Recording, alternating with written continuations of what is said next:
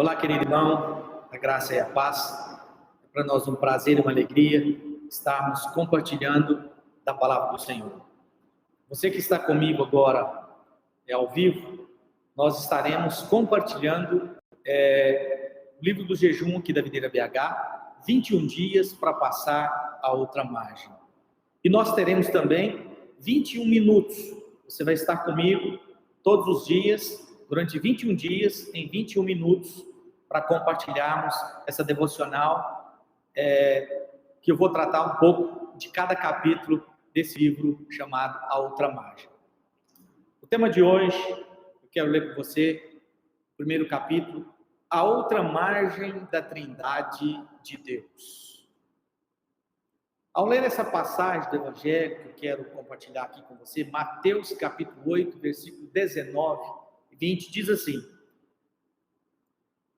Então, aproximando-se dele um escriba, e disse-lhe: Mestre, seguir-te-ei para onde quer que fores.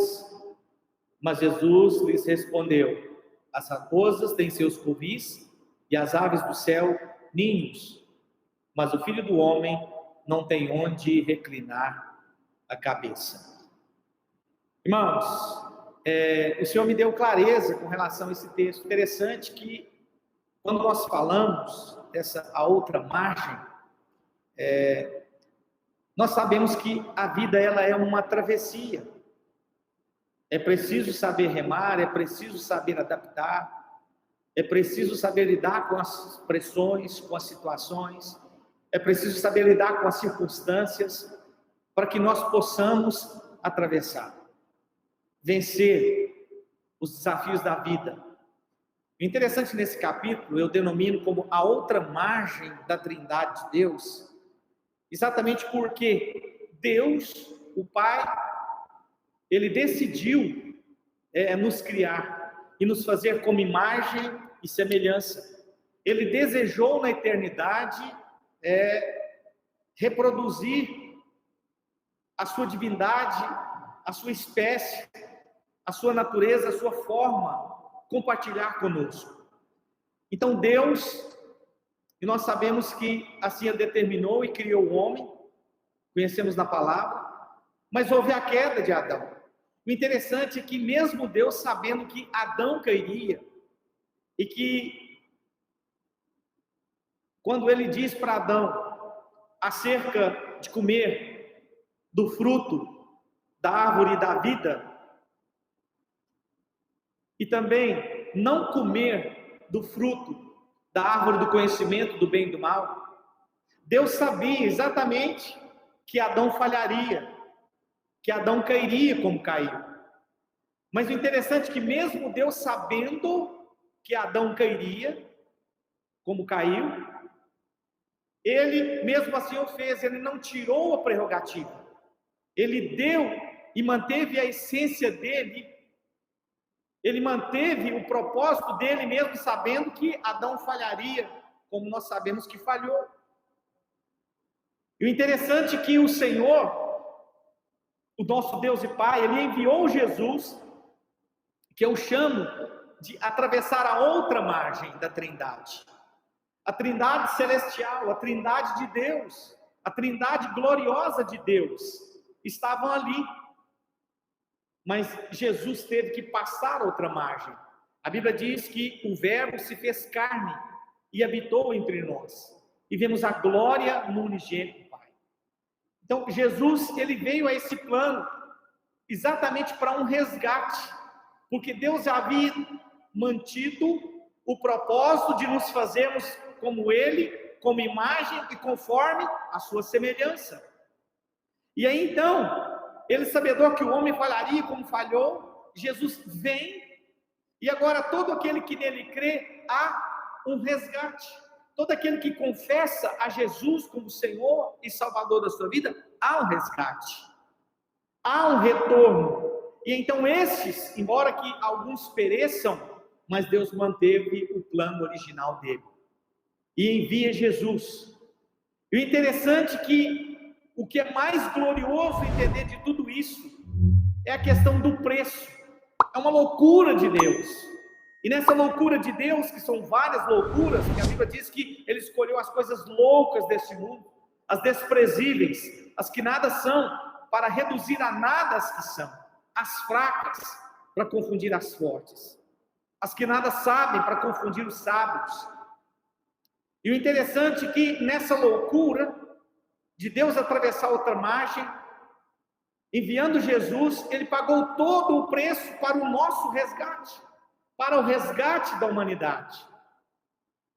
E nesse preço, porque quando nós entendemos acerca de um objeto, um bem, uma posse, tudo isso tem o seu valor variado, mas tem também, além do valor do bem, da posse, do objeto, tem também o recurso daquele que compra. E tudo aquilo que envolve ao homem e que mais importa ao homem, não custou nada ao homem. Interessante isso. Tudo aquilo que mais importa ao homem, tudo aquilo que de maior valor e que importa ao homem, não custou absolutamente nada ao homem. Mas de Deus custou tudo. Porque Ele enviou Jesus para atravessar essa outra margem. Ele estava na margem gloriosa, celestial, e veio até essa margem do lado de cá, aonde a raça humana estava caída, perdida, num charco de lodo, num lamaçal, num tremedal de lama, sem paz, sem esperança. Mas Jesus atravessou essa margem e passou por toda essa humilhação, passou por todo o padecimento e foi até a morte de cruz, para pagar no meu e no seu lugar e nos resgatar de volta para Deus. Eu fiquei meditando que coisa gloriosa, como que foi a outra margem da Trindade de Deus. O propósito que Deus também havia estabelecido. Em João, no capítulo 1, verso 14, e o Verbo se fez carne e habitou entre nós, cheio de graça e de verdade, e vimos a sua glória, a glória como no unigênito do Pai. Ele esvaziou-se a si mesmo, como diz Paulo aos Efésios, no capítulo 2, versículo de 7 a 11. Esvaziando-se a si mesmo e se tornando semelhante a homens, e sendo encontrado na forma humana, e foi obediente até a morte, e morte de cruz. Por isso Deus o exaltou sobremaneira, a mais alta posição, e que lhe deu um nome que está acima de todo nome, para que possa se referir, e todo aquele que dobra o joelho nos céus, na terra e debaixo da terra, e toda língua confesse que Jesus Cristo é o Senhor, para a glória de Deus Pai. A travessia da Trindade, a outra margem da Trindade de Deus, envolve esse amor. Porque Deus nos amou de tal maneira que enviou o seu unigênito Filho, para todo aquele que nele crê, não pereça, mas tenha a vida eterna. E o interessante é que a outra margem, para que nós podemos compreender um pouco mais, a Bíblia diz em João, no capítulo 16 e 7, a ação do Espírito Santo. Primeiro nós vemos a ação do Pai, que desejou nos criar a sua imagem e semelhança. Essa é a primeira travessia da Trindade, do Deus Pai. Quando Ele diz, façamos o homem a nossa imagem e semelhança. Depois nós vemos Jesus anuindo ao propósito do Pai agora, ou seja, o Filho anuindo ao propósito do Pai agora, para vir na missão de resgate, atravessando essa outra margem, como eu já disse para você, porque o homem falhou. E Ele veio no lugar do homem, para cumprir aquilo que o homem não conseguiu cumprir. Essa foi a missão agora, a travessia do Filho à outra margem. E nós vemos a travessia do Espírito Santo agora. Em João 16, 7, a Bíblia diz, Jesus dizendo, quando Ele estava para ser assunto aos céus, mas eu vos digo a verdade, e que para a vossa vantagem convém que eu vá. Porque se eu não for, o Consolador não virá. E se eu for, eu vou-los enviarei para vós outros. E quando ele vier, ele convencerá o mundo do pecado, da justiça e do juízo. Aqui agora nós vemos também a ação, porque depois que Jesus, nos seus 40 dias, após a sua ressurreição, diz as Escrituras que ele foi assunto aos céus. E 10 dias depois dele estar assunto aos céus, completando os 40 que ele já havia estado aqui na terra depois de ressurreto, ou seja, completando 50 dias, é chamado de Pentecostes, 50. Há o envio do Espírito Santo, há o envio do Consolador. Então agora o Espírito Santo, ele deixa a habitação dos céus, do terceiro céu, da Trindade de Deus, e o Espírito Santo vem habitar conosco. Ele vem trazer-nos a verdade, o Consolador.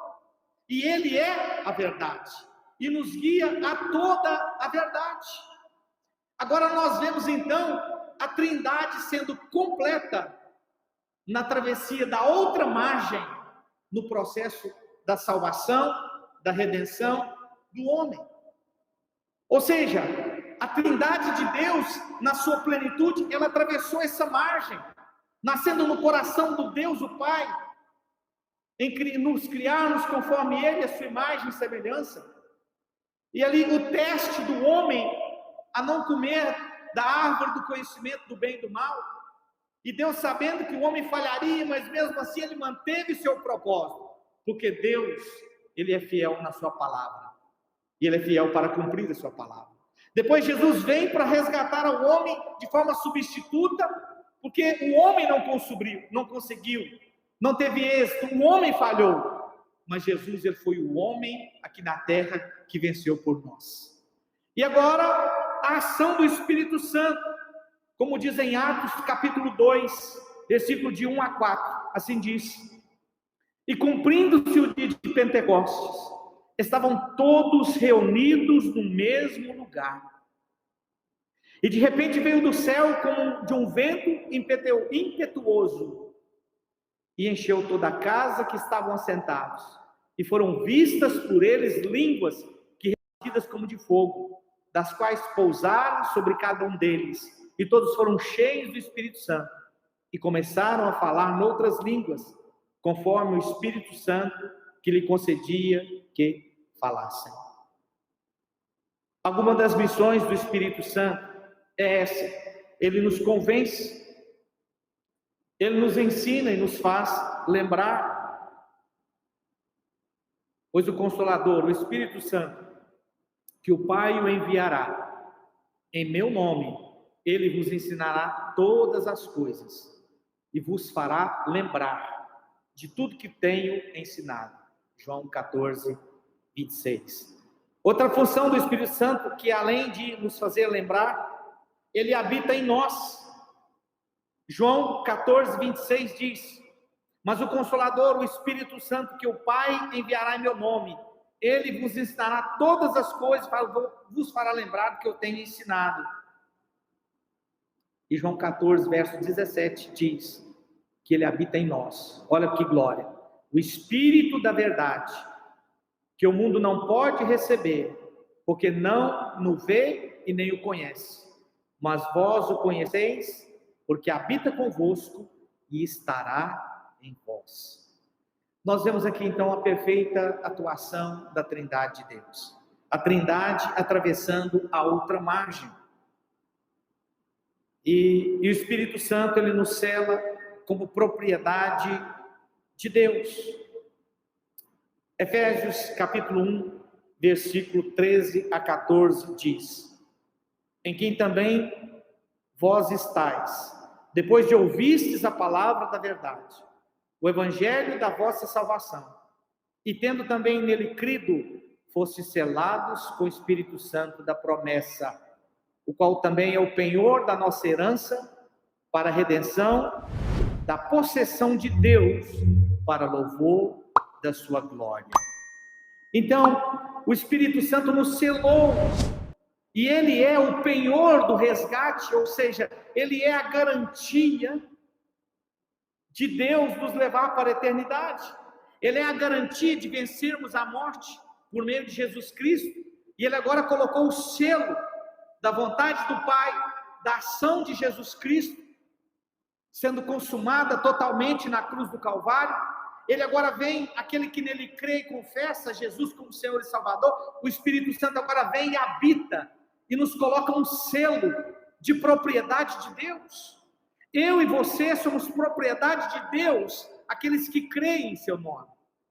Por isso, eu quero te fazer um desafio. Essa mensagem ela está indo para as redes sociais, para as mídias sociais. Talvez você que está ouvindo hoje essa mensagem, pastor, eu não estou entendendo nada acerca da outra margem. O que quer dizer esse livro, A Outra Margem? Eu quero que você medite comigo da seguinte forma: quando você chega à beira de um rio, você está à beira de uma margem. A outra margem é exatamente aquela que está do outro lado do rio. E você precisa atravessar esse rio. Você precisa atravessar esse mar. Jesus aqui instou, no texto de Mateus capítulo 8, aos discípulos a atravessar outra margem. Jesus ele abandonou ali a vida de conforto junto com os discípulos e atravessou o mar da Galileia e foi ao outro lado, simplesmente para libertar um homem de Gadara. E ele estava possesso por uma legião de demônios. E ao fazer aquilo, ele foi expulso da cidade. Por fazer aquele bem, de salvar aquela vida, libertar aquela vida, Jesus ele não importou com a expulsão, a rejeição dele naquela localidade. Dos empresários, dos criadores de porcos que se precipitaram no despiadeiro, porque aquela legião de demônios entrou numa manada de porcos, e eles pediram, rogaram a Jesus para que eles pudessem entrar na manada de porcos, e Jesus permitiu. E aqueles porcos endemoniados, foram para o despenhadeiro, e aquele empresário amaldiçoou Jesus. Aquela cidade amaldiçoou Jesus. Jesus foi expulso daquela cidade, mas ele não preocupou com nada disso, porque ele sabia que aquele homem precisava ser liberto. Então, a travessia de uma margem à outra, ela envolve, primeiro que, se é um rio grande, caudaloso, você vai precisar de um barco. Você vai precisar de um remo, ou que ele seja motorizado. Você vai precisar ter habilidades para poder manejar e atravessar com segurança ao outro lado. E quantas pessoas, elas param pelo caminho, param à beira de um desafio, ela para à beira de uma necessidade que você tem, mas que não tem coragem o suficiente para assumir os riscos. Isso às vezes, eu não estou aqui para te culpar, mas pode ser uma fraqueza, pode ser uma falta de fé. Mas eu quero desafiar você, não só vencer os obstáculos desse mundo físico e natural que é passageiro, mas passar outra margem. É muito mais do que nós vencermos essas coisas normais. Porque ter ou não ter aqui neste mundo, vencer ou não vencer, tudo isso aqui passa. Mas você precisa, uma margem você precisa atravessar, que é crer no Senhor Jesus, aceitá-lo como Senhor e Salvador da sua vida. Por isso eu quero te convidar, você que está fazendo esse jejum dos 21 dias comigo, nós vamos estar 21 minutos, todos os dias, nesse mesmo horário, durante 21 dias, fazendo essa reflexão, fazendo essa devocional. Mas hoje eu quero desafiar você a aceitar Jesus como Senhor e Salvador da sua vida. Amém? Coloque as suas duas mãos no seu coração e ore comigo. Senhor Jesus, nesta hora, eu abro o meu coração e te recebo como único Senhor e Salvador da minha vida. Ó Pai Celeste, apague os meus pecados e escreva eles no mar do esquecimento, porque a partir de agora eu sou teu, porque eu e minha casa somos teus.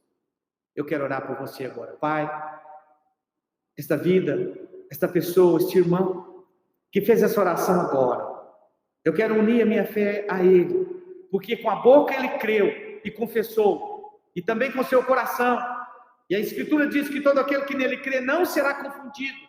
E com a autoridade que o Senhor me concedeu, eu uno a minha fé dele agora, e ligo na terra e ligando no céu, a salvação desse irmão, dessa vida preciosa, que aí está, porque ele atravessou a margem. Aquilo que mais importa, ele conseguiu agora, ter um novo nome escrito no livro da vida.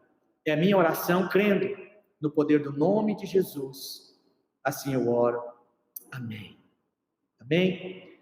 Que você possa compartilhar e ter alegria no seu coração de saber que você hoje passou essa margem e para um reino agora infinito, eterno, glorioso e sobrenatural. Você agora faz parte da família de Deus. Você faz parte do corpo de Cristo, porque você venceu, você atravessou esta margem. E tudo isso é o que mais importava na sua vida. Como diz Mateus 6:33, buscai, pois, em primeiro lugar o reino de Deus, e as demais coisas vos serão acrescentadas. No precioso nome de Jesus. Até amanhã, nesse próximo, mesmo horário, 21 dias, eu vou estar compartilhando com você esses 21 minutos. Até lá.